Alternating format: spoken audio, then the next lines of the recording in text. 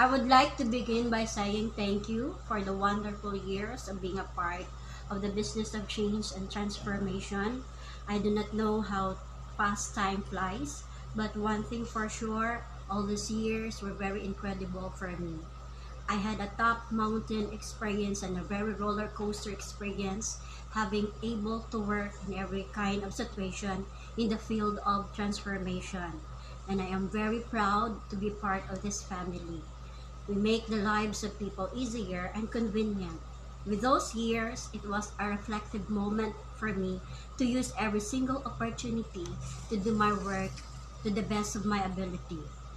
If I understand and enjoy my vocation, I will be confident that the next several years of work will pass with lightning speed. I also know that commitment is never easy. As the saying goes, no pain, no gain. However, success makes sacrifices worthwhile. For all of you, thank you for leading and mentoring me. You reminded me of how did I begin. And let me close with a word of encouragement. Each life has a purpose. Each moment is an opportunity.